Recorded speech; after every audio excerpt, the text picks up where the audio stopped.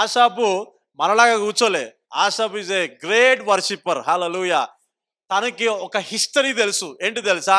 దేవుడు మోషేని ఇజ్రాయెల్ ప్రజల్ని అరణ్యంలో నడిపించాడు. ఆయన ఒక పిల్లర్ వరే అగ్ని స్తంభం వల్లే దిగి వచ్చి ఐగుప్తులోంచి వారిని బయటికి తీసుకొచ్చాడు. ఎర్ర సముద్రాన్ని పాయలు చేశాడు, సూచక్రియలు చేశాడు, అద్భుతాలు చేశాడు, మహత్కార్యాలు చేశాడని హిస్టరీ కొంచెం తెలుసు. ఆమేన్. కొంచెం హిస్టరీ తెలుసు. ఏంటి తెలుసా? దేవుడు ఆశ్చర్య కార్యములు చేయువాడు, దేవుడు అద్భుతములు చేయవాడు. ఒక వ్యక్తి కోసం, ఒక విశ్వాసి కోసం ఆయన దిగి వస్తాడు అని ఆయనకు తెలుసు. హల్లెలూయా. ఒక వ్యక్తి కోసం, ఒక విశ్వాసి కోసం దేవుడు ఎలాంటి నిర్ణయాలను తీసుకోగలుగుతాడు. కొంచెం హిస్టరీ తెలుసు. ఇజ్రాయెల్ యొక్క హిస్టరీ తెలుసు, గాడ్స్ హిస్టరీ తెలుసు, ఎలాంటి కార్యాలు ఇంతకు ముందు జరిగించాడని. చదువుదాం 5వ వచనం. ఉలటి దినములను పూర్వకాల సంవత్సరములను నేను మనసునకు తెచ్చుకొందును. ఏంటిది? ఏం తెచ్చుకోవాలంట? పూర్వకాలము సంగతులు. ఏంటిది? తన లైఫ్ లో దేవుడు ఆరంభించిన నాట నుండి ఎన్ని అద్భుతాలు ప్రభు చేసిండొచ్చు, ఎన్నిసార్లు ఎన్నిసార్లు యుద్ధాలను ఆపిండొచ్చు, ఎన్నిసార్లు సూచక్రియలు జరిగించుండొచ్చు. హల్లెలూయా. తాను ఎక్కడికి పోతున్నా అంటే ఇప్పుడు ముందుకు పోవట్లే. చెప్పండి, ఆశాపు ముందు పోవట్లే. ఎక్కడికి పోతున్నాడు? వెనక్కి వెళ్తున్నారు. నీవు కూడా ఏం చేయాలి తెలుసా? ఇప్పుడున్న పరిస్థితుల్లో నువ్వు ముందుకు కాదు పోల్సింది. బ్రదర్ 25 బ్రదర్ ఆగండి, అక్కడ ముందు వెనకపోండి అక్కడికి. హల్లెలూయా. ఎందుకు తెలుసా? కొంచెం కొంచెం నువ్వేం చేయాలంటే నేను 2010లో రక్షించబడ్డా, అక్కడికి వెళ్ళు.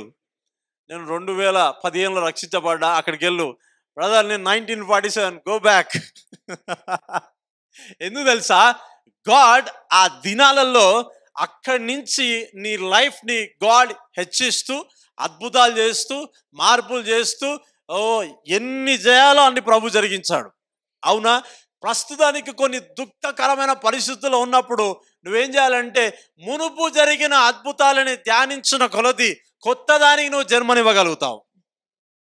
హల్లెలూయా. నీకు అర్థం కాలే? మునుపు జరిగిన దేవుని యొక్క కార్యములు ఆలోచించడం ద్వారా ప్రస్తుత కాల పరిస్థితులని మనం అధిగమించగలుగుతాం. హల్లెలూయా. ఎందుకు బ్రదర్ నా అట్మాస్ఫియర్, నా పరిస్థితి ఇలా ఉంది అంటే నేనేమన్నా అంటే ఇది బాహ్యంగా లేదు, నీ అంతరంగంలో ఉంది. God didn't change. దేవుడు మార్చబడలే. నీ మనసు కొంచెం మారింది. నువ్వు కొంచెం ఇంకొంచెంగా గతాన్ని ఒకసారి నీకు ఇచ్చిన వాగ్దానాలే కావచ్చు, నీకు ఇచ్చిన దర్శనాలే కావచ్చు, నీకు ఇచ్చిన ప్రవచన వాక్కులే కావచ్చు, లేదా ప్రభువా నన్ను దర్శించు బ్రదర్, అది జ్ఞాపకం చేసుకో. హల్లెలూయా.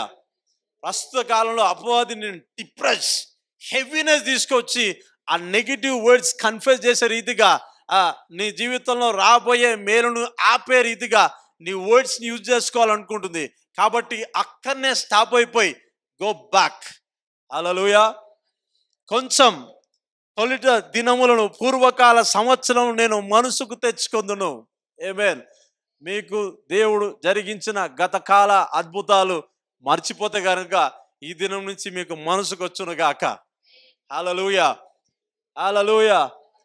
చాలా చూడండి, ఇవి చాలా ప్రశస్తమైనవి.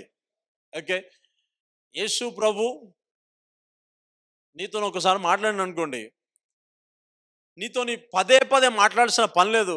ఆ ఒక్క వాయిస్, ఆ ఒక్క ప్రాఫెసీ, ఆ ఒక్క ప్రొఫెటిక్, ఆ ఒక్క విజిటేషన్ నీ జీవిత కాలానికి సరిపోతుంది. అవునంటారా కాదంటారా? ఎర్ర సముద్రాన్ని ఒక్కసారి పాయలు చేశాడా, పదే పదే పాయలు చేశాడా? ఒకటేసారి కదా. ఆ ఒక్కసారే మనం ఎన్నిసార్లు చెప్పుకుంటాం? 100 సార్లు చెప్పుకుంటాం మనం. ఎందుకు? ఎవరు చెయ్యలేనిది, ఏ మానవుడు చెయ్యలేనిది అంత గొప్ప కార్యం ప్రభు జరిగించాడు. అందుకే మరలా మరలా చెప్తూ మన విశ్వాసాన్ని వృద్ధిపరుచుకుంటా ఉంటాం. ఎవరి పట్ల? గాడ్ పట్ల. ఆమేన్. కాబట్టి నీవు కూడా ఈ నెగిటివ్, ఈ భారం బ్రదర్, కష్టాలు బ్రదర్ బంద్ చేద్దాం అవన్నీ. దేవునికి స్తోత్రం. ఓకే, నువ్వు అంటున్నా కొద్దీ చాలా ఎక్కువ పెడుతుంది. కాబట్టి బంద్ చేసేయండి. ఒక్కసారి కూర్చొని నెమ్మదిగా కూర్చొని ఆలోచన చేయి. ఆ రోజు ప్రభు అద్భుతం చేశాడు, అక్కడ ప్రభు స్వస్థపరిచాడు, ఆ కంపెనీలో దేవుడు అద్భుతం చేశాడు. కొంచెం నీ మనసును అలా నిలుపుకొని ఉండగలిగితే ఏమవుతుందో తెలుసా, రియల్ ఫెయిత్ రైజ్ అవుతుంది. హల్లెలూయా. ఏ గిఫ్ట్ ఆఫ్ ఫెయిత్ రైజ్ అవుతుంది. అవునా? నీకు నువ్వుగా ఏం చేస్తావు తెలుసా, డిక్లేర్ చేయడం ప్రారంభిస్తావు. అప్పుడు చేసిన దేవుడు ఇప్పుడు కూడా జరిగిస్తాడు. అప్పుడు మార్పులు చేసిన దేవుడు ఇప్పుడు కూడా జరిగిస్తాడు. హల్లెలూయా. నాకున్న గొప్ప విశ్వాసం ఏంటి తెలుసా,